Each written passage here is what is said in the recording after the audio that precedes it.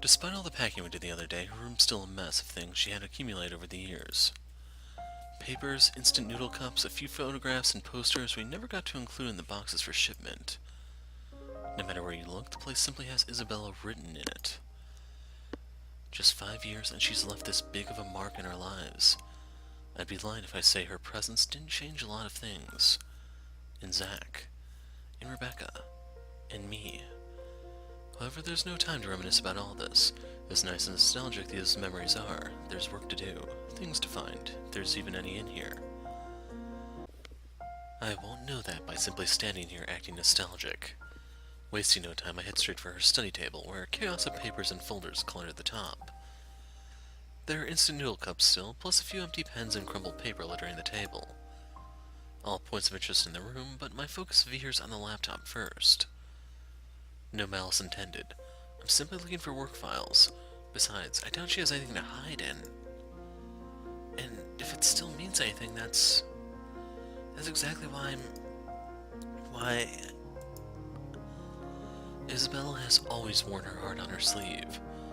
Genuine, uninhibited, open, free. While it's often gotten her into all sorts of trouble, her candidness, that wholehearted look she always has displayed and carried with her, are things I will never have a reason to doubt. Others will say it's her warmth that draws people to her, or her cheer. Neither are wrong, but neither's the whole truth to her either. Because those who have never bothered to look beyond the surface will never see it, see her. See someone earnest. Someone who has always meant well, albeit her underlying stubbornness. See how she loves. An affection that is altogether both warm, steadfast, and unflinching. In many ways. For a lot of reasons. She's the kind of person I want to be around with. You never meet many people like that, not in my line of work. Always with something to hide, always with something to lie about. Eventually, when you meet too many of them, you change too. You become like them. Perhaps the biggest thing I regret about this is, I never had the chance to change that before she... The laptop finally boots up and loads the operating system, although as soon as it does, I'm greeted by her password screen. For a few minutes I try my hand at a couple of obvious ones she might use. 1, 2, 3, 4, 5, 6. 0, 0, 0, 0, 0. Password 1. QWERTY. Admin. Cinnamon rolls. None of it works. At least she knows how to use the most common ones. This adds a new layer of problem, though, knowing her. She must have written it somewhere. Not in the mess of papers here, but someplace she can quickly check. It's probably something she'll bring with her. Not necessarily a diary, but close to one. I've noticed one on her person several times before.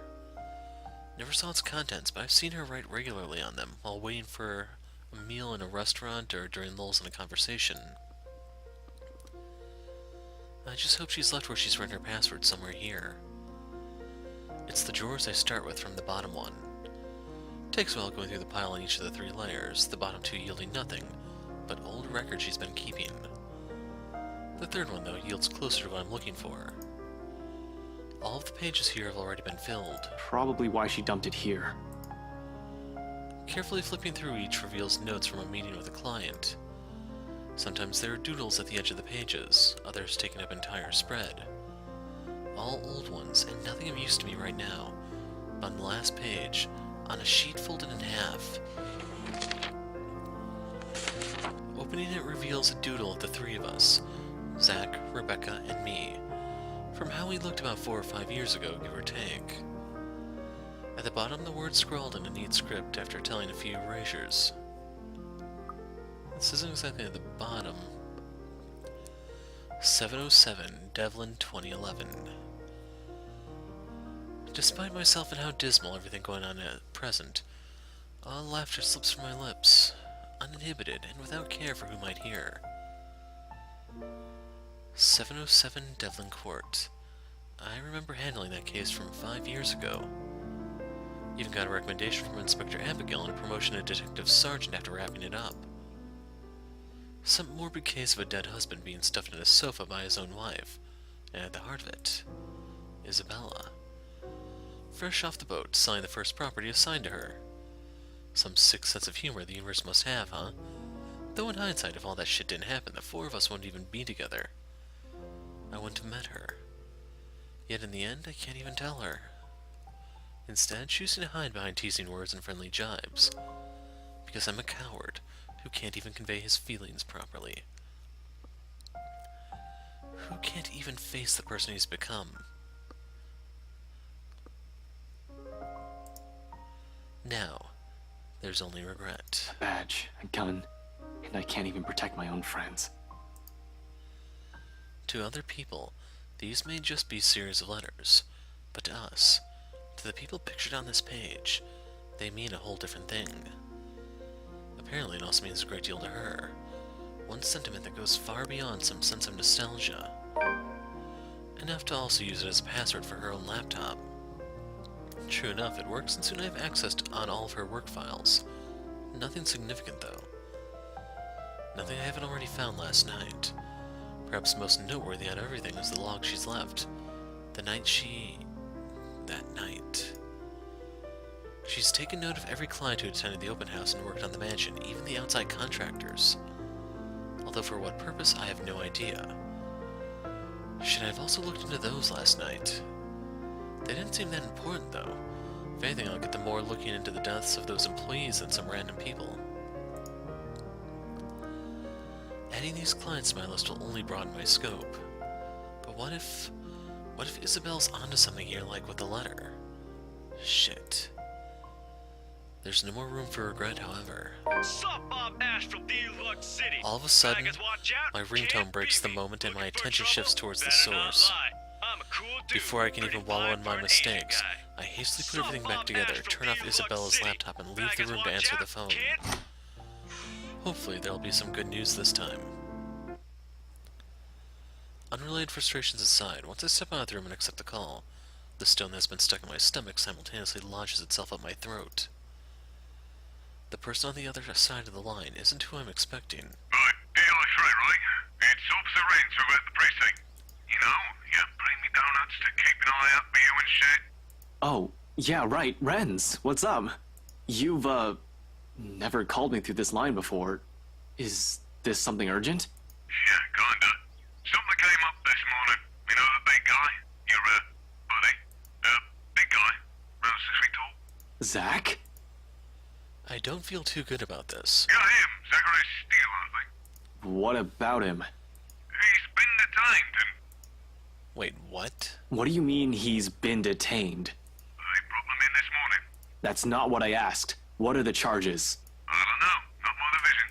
I'm not really supposed to be on the phone right now, but I thought you want to know. Anyway, I gotta go. If you want to see him, just drop by. I'm sure how that'll work, though. The chief has a standing order not to let you into the precinct until Monday. Yeah. Thanks for the heads up.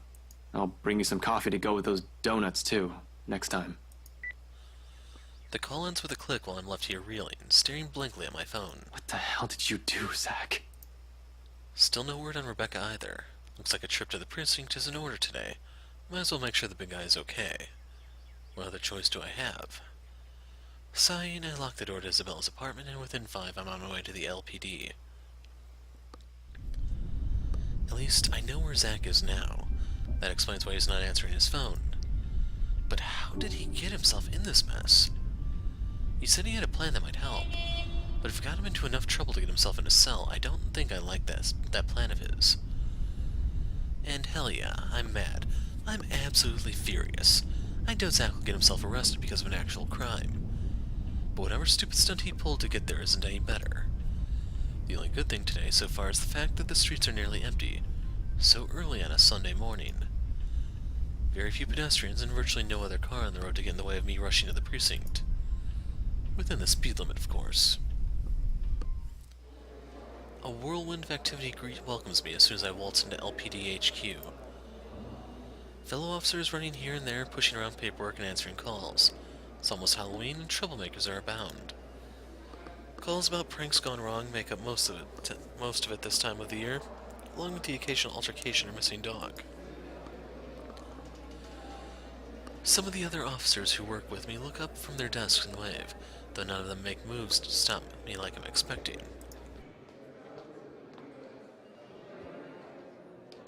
Standing order my ass. Probably didn't last a whole day. Although I'd like to have a chat with them sooner or later about official matters, I'm not here for them right now. Of course, it never hurts to see what they have for me, and the best person to ask for details in this precinct is the guy behind the booking window. He glances up at me once I approach, then immediately returns to his task, indifferent. Not that I need his full attention, as long as he talks, I'm good. Hey, I heard there's a new guy in the holding cells. Not many here know Zach, and if they've seen him, they don't pay too much attention. I try to keep my work and personal life as far away from each other as I possibly can. Each one of them is quick to chat, gossip, be the one to talk about the new detainee, and have everyone's attention. News flies fast, huh? They just brought him in this morning. Any info on him? Got his ass handed by some rich bloke's bodyguard. Or butler. Whatever. When we got to the scene, he's already been strung up and ready for pickup. Hard to imagine how a guy like him could have been taken down. But the butler has this creepy air to him. I'd rather not ask. Feel sorry for the bloke. He could have fought back. But I know Zach wouldn't hurt a fly.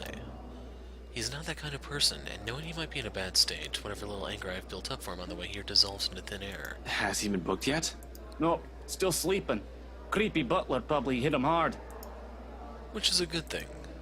If they slip up and forget, we get him a writ of habeas corpus and take him out of here, depending on what he's actually being charged with. But at the same time, it's bad. How long is he going to be unconscious? I'll be worried about some serious injury if he's out for too long.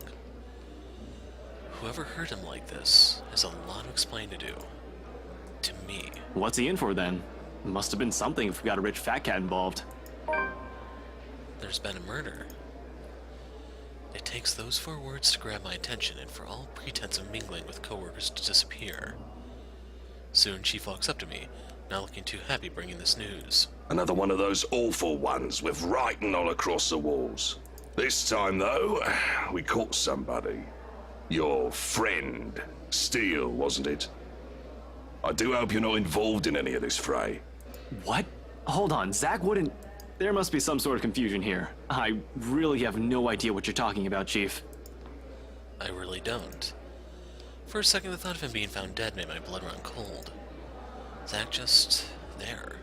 Lying on the ground, still and lifeless. I have to remind myself that he's still alive and in lockup.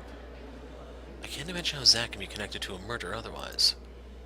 The guy won't even harm anyone, even if his life depends on it. Picture this, then.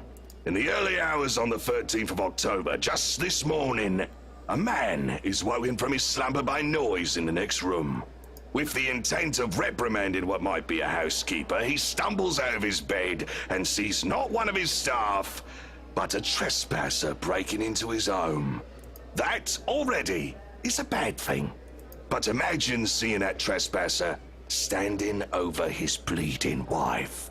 Just think about it. It's not a happy sight. What?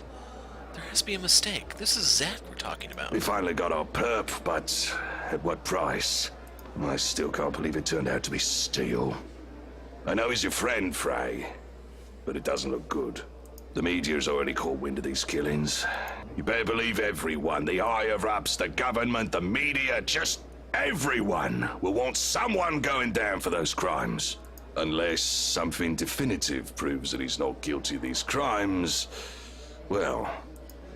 People are ignorant. They'll feel better as long as someone is punished. I know Zach. He wouldn't do such a thing. You may think that, but it's up to the court to decide whether he's guilty or not. If you're so sure of his innocence, perhaps you'd like to help him get a lawyer. He's going to need a good one. Shouldn't there be a public defender assigned to him already? Oh, we tried. We really did. Called every PD in Luxburn, but they kept making up excuses. Conflict of interest, claims they can't represent the defendants effectively. Really, it seems like nobody wants to go against Luke Wright and the prosecution. Of course it's Luke Wright. Who else can it be? That guy's just everywhere. He has his eggs in every basket and his fingers in every cookie jar. Is there a scheme in Luxborn he doesn't have a hand in? I don't even realize it. In my utter disbelief, that I've slammed my fist down on the table beside me. Just shaking, with anger, rage, and even a smidgen of fear. But knowing what all of this entails, what Zach might be facing... Though there's no capital punishment, being declared guilty of homicide is basically a life sentence with a 30-year minimum at the very least. I don't think someone like Wright will be the lenient and offer him a plea deal for 25 years. Even if he got parole, well, let's face it, people would only see a murderer. He'll have a hard time getting a job again for starters unless he gets acquitted. The fact that he's going against one of the most influential men in the city, he's going to need the best of the best to go against the worst of the worst. I'm sure defense attorney Anna Davis is up to the challenge. What are the charges? 3 counts of breaking and entering into private property. 4 counts of homicide with the murders of Rose Cooper, Father Norman Lee, Isabella Santos, and now Hannah Wright. I don't know why he wasn't voiced. I don't know. The charges of breaking and entering are negligible. He's looking at a fine worth £5,000 and 6 months in jail for each of those. But murder. Murder. And they're blaming him for Isabella's death, too. Even if they do say one is more likely to be killed by someone they know and trust rather than by a complete stranger, it's still utter bullshit. Surely there's evidence to prove Zach wasn't at the scene of any of those crimes. The thought of the big guy in jail, framed for something he didn't do. I can't just keep still about it. I can't keep calm. This is just bullshit! I know Zach. He's not that kind of guy. Wright, on the other hand, I wouldn't be surprised if he's involved. And if he is, I swear he... But I need to keep myself together, for Zach's sake. Especially when the chief has such a grave look on his face. Although I can see it in his eyes that he understands, we both know we're bound by the rules and laws. Luke Wright will be coming here to give his testimony. I advise that you refrain from any remarks that he might consider slanderous. If Steele really is innocent, we'll find out during the investigation. Of course, you won't be handling this case, and you are not going to be involved in any of it except as a character witness if you wish to volunteer. We're both already in a lot of trouble as it is. It'd be best to behave for now. Is that understood, Frey? Yes, sir. Loud and clear. There is due process to be followed. Hopefully, just maybe, justice will be served rightfully. We'll just have to hope for the best in the investigation. Because people lie, but evidence doesn't. If Zach is really innocent, which I know he is, the evidence will show that. Besides, the burden of proof is on the prosecution. Sometime during our talk, Wright and his right-hand man have already arrived. It's eerie how he seems to be a different man when he walks into the precinct. A heavy air hangs about him, and he feels more subdued, contrary to the pompous and arrogant nature he's displayed before. There's a dullness in his eyes as he looks around the office, as if searching and begging for something, someone to appear. The picture of a grieving husband. Yet he still has his head held high despite it all. The look of a broken man who still refuses to bend. A show of pride, if nothing else, even as the person with the highest authority in the room approaches him. He makes the chief appear small in comparison. Mr. Wright, I did hope we'd be meeting again under better circumstances. I just can't believe it had to happen to poor Anna. You just got a new house and everything too. But, I'm sorry, how are you faring? I'm just coming to grips with it all, I suppose. It's so very sudden. Must I really give a testimony right now? The way he speaks, I'm almost inclined to believe him innocent of any wrongdoing, in regards to the death of his wife at least. The way Chief has described the scene of the crime is similar to the others, according to him. For all I know, they're being hunted by that specter as well. We'll do this as quick as we can, otherwise we don't have reasonable grounds to keep the suspect in custody. I nearly feel bad for the guy. Of course, of course. It wouldn't do to let Hana's murderer get away unpunished. I'll cooperate. Of course, that doesn't change the fact that he's a bastard. It's a shame there is no death penalty here. Monsters so capable of murder are lower than animals. And they really should be put down. Despite myself, in spite of every restraint I placed on me, upon hearing those words, I can't help but open my mouth. Chief's warning be damned. This is my friend he's fucking shitting on. Nobody will blame me if I ruin his pretty face, right? Not with all the shit he said. Nothing would be more satisfying than to see his smug face all battered and bruised. Nearly every fiber of my being is just itching to beat some sense and decency into him. 2 other officers put a hand on my shoulder to stop me from doing something I'll probably regret. Inspector Abigail and Officer Carl. Don't do it, man. Listen, we all know he's a big shot. Landing a good right hook is only going to do just that. Land a good right hook. But it isn't going to save your friend, and you won't be doing yourself any favors. If you want him beaten and humiliated, it's got to be in court. I don't know. I'd love to see Moneybags over there get wailed on by Karate Kid. My bet is on that giant with the glasses, though. Well, you're not helping. But you don't want assault charges on you, do you? I don't, would it be worth it? Really, it's like I can't even hear myself right now. I've grown so far as a detective, but as I stand here, I'm that rookie detective, reckless in my pursuit of justice all over again. When I shouldn't be. Now, if a mistake on my part might cost Zach's life. I don't doubt it'll be satisfying, but Carl is right. He's not worth your badge or the trouble. Trust me. Whatever. Just let go, will ya? Their hand on my shoulder stays. If anything, their grip on me tightens. In the end, it's the look that the chief throws my way that makes me falter. They don't even let go of me, not until Wright and the chief are out of my sight. And it's awkward going on from there. The precinct is quiet, though. The usual hustle and bustle of activity stayed. Everybody's making a concerted effort to shut their mouths about the whole scene. I wish they made the same effort to keep themselves from staring at me, though.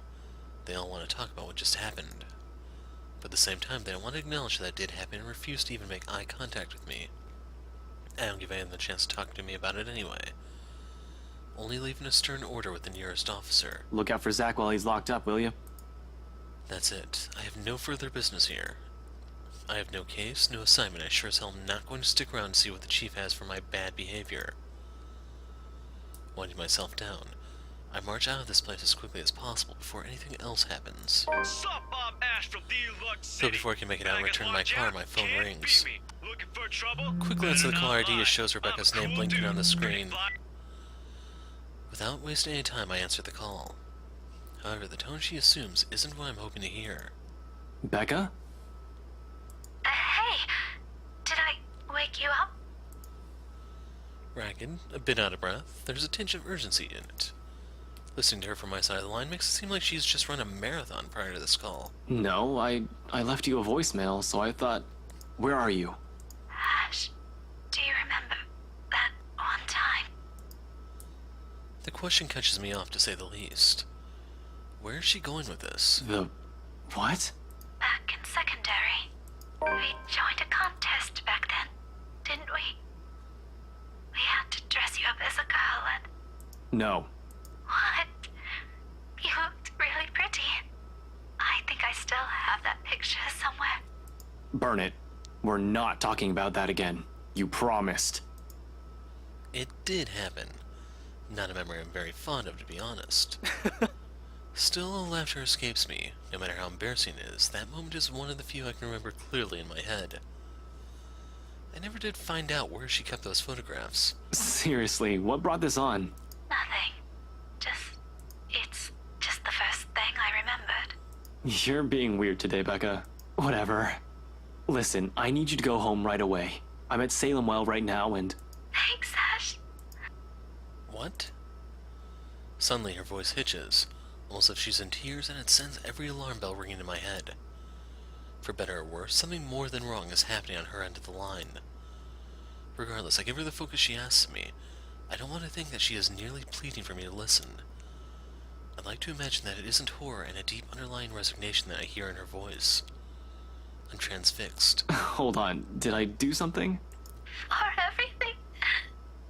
Rebecca, what? I'm so glad to have known you. Wait, what are you... Whatever her words mean or feelings that carry ceases to matter in this incident. They're all inconsequential when someone, Rebecca's life, might be in danger. This whole thing isn't just wrong. Wherever she is, something's fucked up is going on, and I'm here listening to her right now, helpless. God damn it, Rebecca, where are you? A laughter, and then the line drops dead. Becca? Rebecca! Dread turns into terror, and the sudden pandemonium in the precinct comes rushing in all at once. Officers barking orders, the rapid tapping of foot against the floor, and people shouting for a dispatch. There's a split second when I'm torn between trying to figure out where Becca is and finding out what happened to inspire such chaos all of a sudden. See, Luxborn is peaceful as cities go. If there's any crime, it's usually low-key, in and out of the public eye as quickly as they come. Things are kept private on a need-to-know basis, unless the media catches wind of a high-profile case or something really odd happens. Of course, there's gossip and people talk, but everybody minds their own business most of the time. So when commotion happens and people are shouting for dispatch, you know there's trouble. 2 words, broadcasting over every police radio all over the city, including the one on the front desk to fire everything up. Jumper up. Jumper up. The emergency service unit is assembling, each one hoping that they'll be able to talk this one down. An ambulance would have already been placed on standby. The library isn't too far from the hospital. Regardless, it spurs something in my gut. Copy that. Can we get a 1020? A cold, hard feeling that tells me I should be there. Jumper was spotted on the rooftop of the city library. Need dispatch immediately. I broke into a run. The library isn't too far from the precinct. In cases like these, however, every minute counts, each second critical. A cold and cruel voice already whispers in my head. You're too late. I want to believe it isn't. I hope and wish it isn't who I think it is. Because I don't want to be someone who's been so useless in that exact moment, frozen useless by apprehension when I heard her speak. I knew something was off, goddammit. I didn't want to think it might have been her final words I'm listening to. But the horrifying possibility that what I fear is real drowns out everything else. You're too late. Anything and everything in front of me are mere obstacles in my way, and I run, jump, push aside everything as I try to make a beeline for my destination.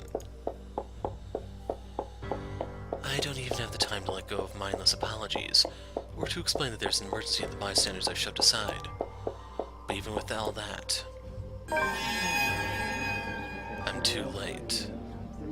Jumper is down. I repeat, Jumper is down. We've got a 1046 to the library. Over.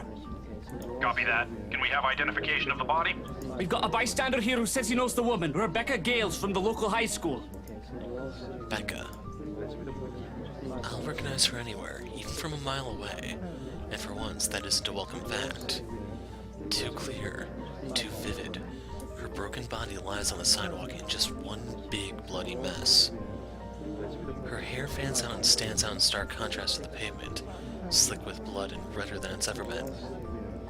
The right side of her head is caved in from the impact, and her right arm is twisted and mangled. And there are those words again around her.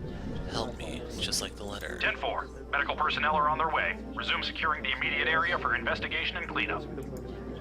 Gone. All available officers have been dispatched for crowd control. Over. She's gone. We'll go. Over and out. And I wasn't able to do a damn thing about it. Shortly, officers moved to pull the bystanders away from the scene. People have witnessed the fall, passers-by who just want to see what's interesting going on. Someone screaming, weeping, crying. But I can't do anything other than stare. I can't even bring myself to come closer. Only stand among the crowd as just another civilian. The world has come to a standstill. Numb is an understatement. Now, I feel dead inside. Isabella's gone and Rebecca's... The weight of my own failures has never felt as palpable as it did right now. One by one, everything I'm hanging on to has slipped from my grasp right in front of me.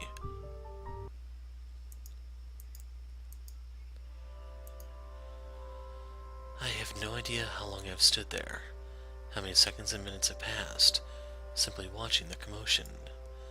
All I know is the bitter taste of ash in my tongue, and the sharp tang of blood hanging in the air. But even with the world coming off sharply to my senses, none of it registers, even as an officer starts pushing me away from the scene. But I have to be there. Without Isabella, without Zach, she's the last person I trusted to stay through this. And yet, a simple show of my badge will get me through the scene. Struggling, I reach into my pocket for it, until somebody places a hand on my shoulder and pulls me back gently. Despite the gesture, my annoyance still flares at the interruption. This person does not understand that I'm slowly losing everything, everyone I've ever cared about. However, before I can even tell the meddler to piss off, recognition sets in, stopping me short of snapping at Professor Clark. Ashton, Why don't we take a walk? Professor, I'm just... Rebecca, I need to see her. No, Ashton, you don't. Leave it to them. You don't need to see any more of that. He speaks in that firm and commanding tone that makes me feel like a college brat all over again. But it's that look in his eyes that makes me comply with his order, and quietly I follow. The professor really does have a way of making me feel like a child at the worst of times. The fact that he's pulling me away from a crime scene in front of my colleagues is humiliating at best and a cause for concern at worst.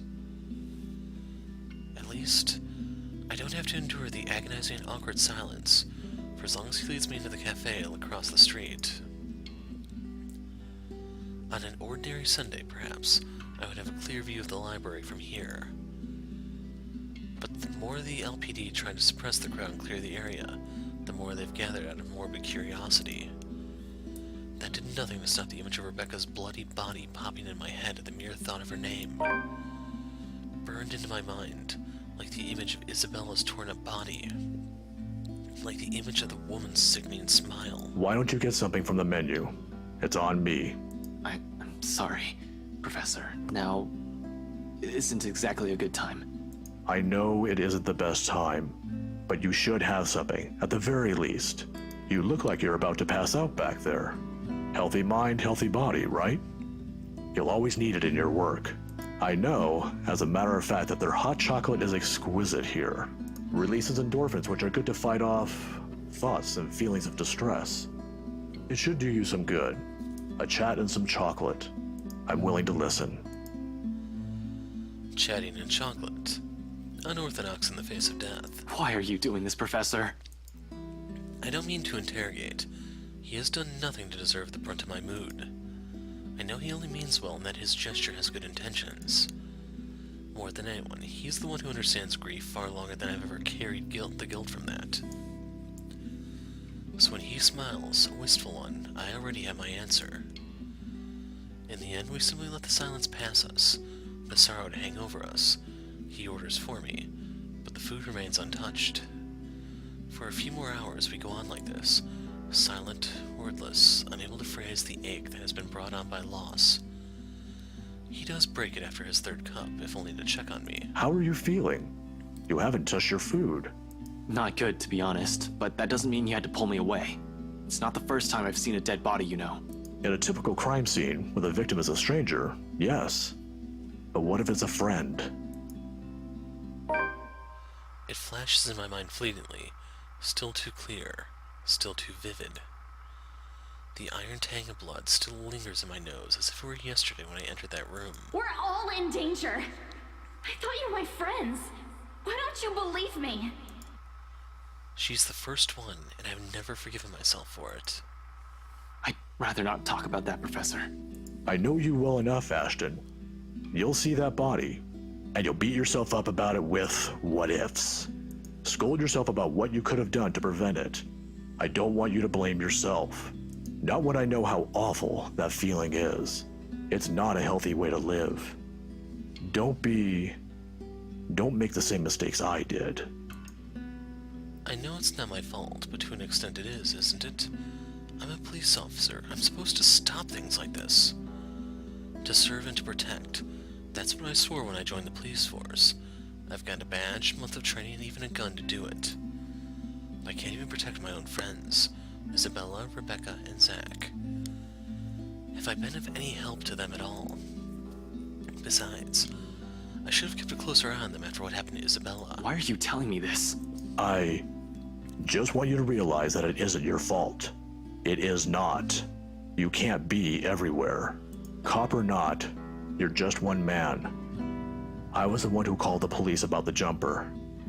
I didn't know it was Rebecca. We met earlier this morning. She asked for library privileges to access the NMRR, and I was happy to be of assistance. Perhaps, if I was with her, this wouldn't have happened. If it's anyone's fault, it's mine. I want to tell him it's not. Ease off another guilt he's intending to carry, that the reasons are far from what he's thinking. But what am I supposed to say? I'm aware he enjoys looking into this stuff from an academic point of view. How do I explain, though, that Rebecca didn't commit suicide without sounding absolutely mental? I don't even have all the pieces of the puzzle yet. Even though I feel like sharing, sitting here and talking about it is a waste of time. There's still Zach. I can't let this happen to him as well.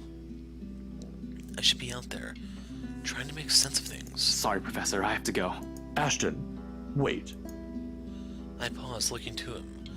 I'm not entirely sure what he's seen in my face, but all of a sudden the stern look in his eyes softens. Similar to all those years ago, before death has become a familiar shadow. Like looking at a mirror and seeing myself in a few years from now. If we ever survive this. I was just going to say, be careful. In the face of it, a smile is all I can offer. When am I not? Without another glance, I head out. Death notification is a task I avoid like a plague. Although I've known Rebecca since childhood, there are plenty of reasons why I shouldn't be the one breaking the bad news to her parents. 1, protocol states you're always supposed to do this in person. 2, protocol also states you're supposed to do this with a partner. And 3, I've never been good with words. But here I am, unceremoniously thrust into this task, all because there's no other one. As expected, everything goes well as my blunt mouth can take. Mrs. Gale's relentless sobs echo loudly through the receiver when I finish informing them. All I can say before ending the call is an empty, I'm really sorry, Miss Gales. before ending the call with a click and heading back inside Isabella's apartment. Her mom's voice still rings in my ears, even as I leave it all in the hallway behind me. Here, though, there's only stillness. Heavy, deafening, suffocating. Wordlessly, I take the empty space on the edge of the bed. Despite how peaceful this all seems, the gravity of that news has hit hard. I'm in the dense air. It's in the dense air now lingering the room. It's the deafening silence left by the absence of this room's occupant.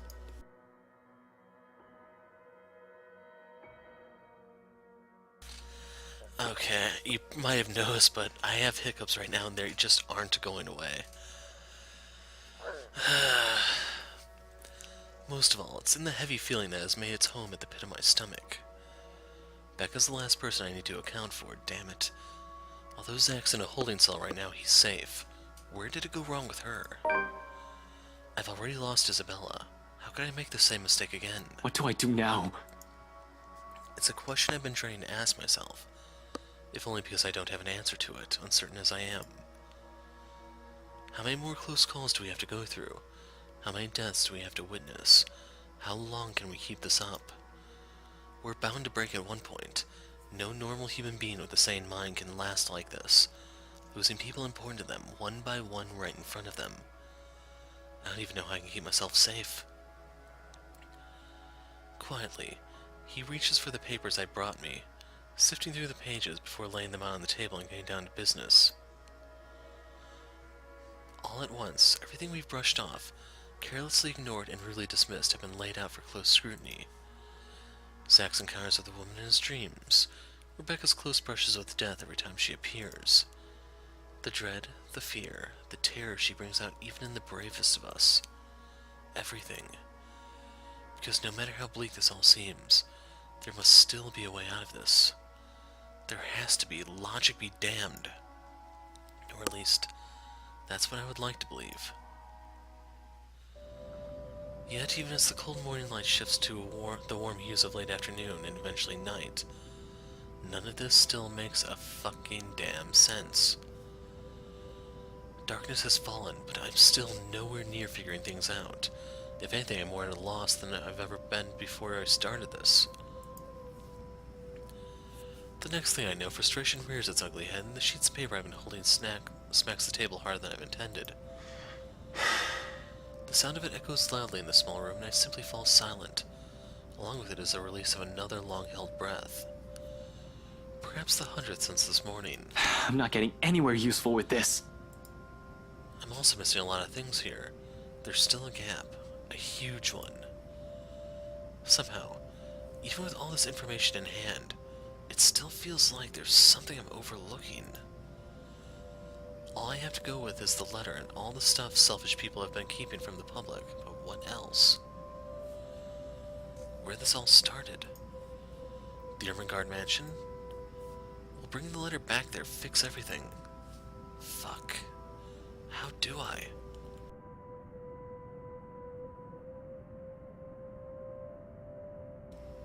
The mansion's a private property now. Can't just waltz in there. I'd rather die before I even think of begging Wright to let me in and investigate the place. After what he did to Zach. Not gonna happen. Over my dead body. One thing's very clear after these last 2 days, however. We're not safe anywhere. And I have to act fast if I want to keep Zach alive. We can't keep running away. Sooner or later, she'll get us like she did with Rebecca and Isabella. Before that happens, I have to put an end to this. Sighing, I stand up and stretch out the kinks in my back after several hours of sitting.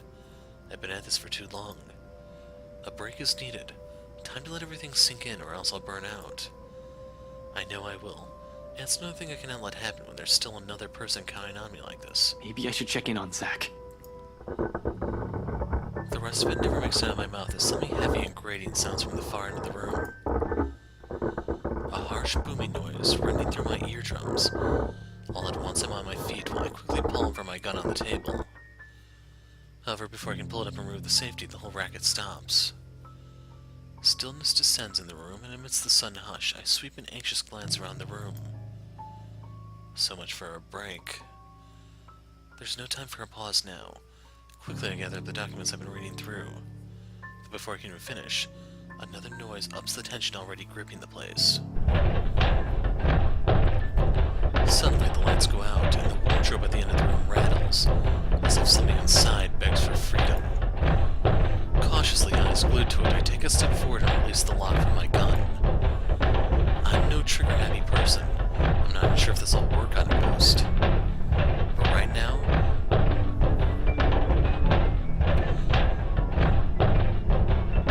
Okay, the meaning's lost on this one. Right now, the smooth surface against my palm, with the trigger on my finger... Oh, wow. Okay, mega proofreading failed.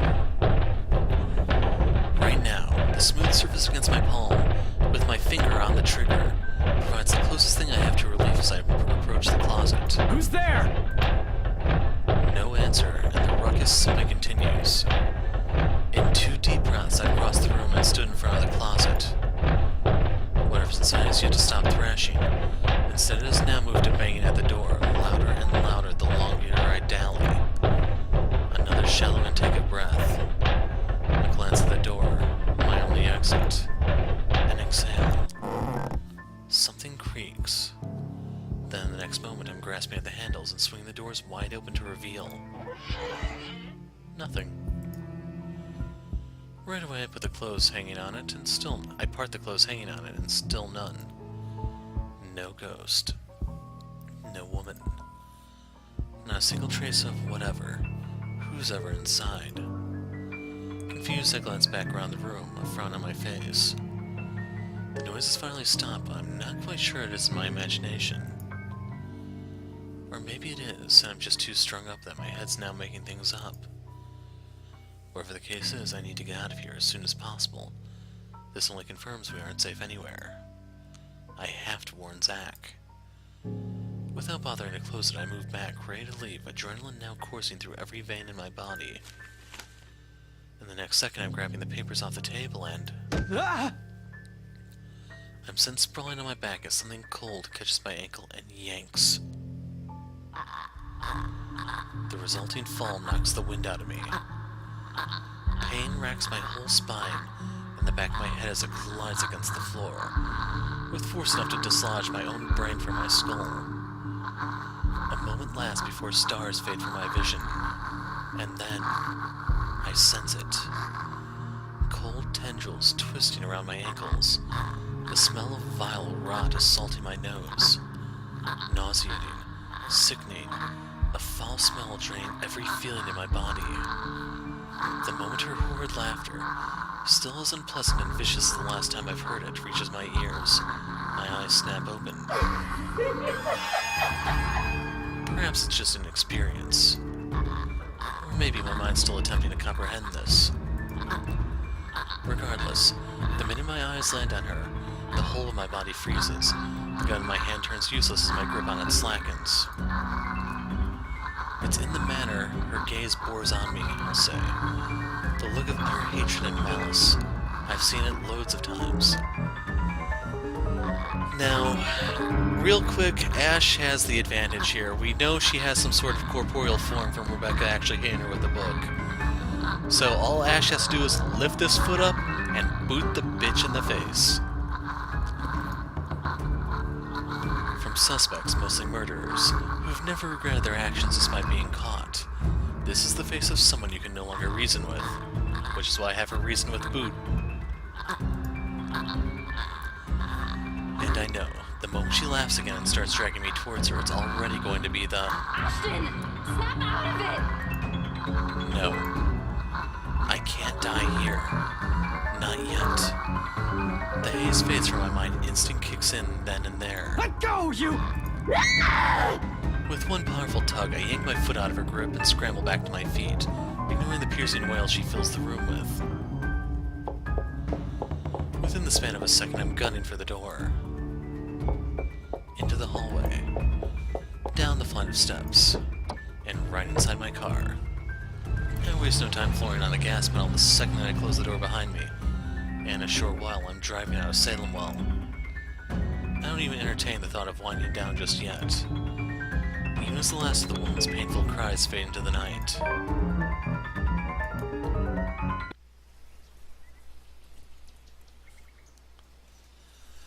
So this may be a bit shorter of a video than usual, but we all know what transpired after Ash left the apartment.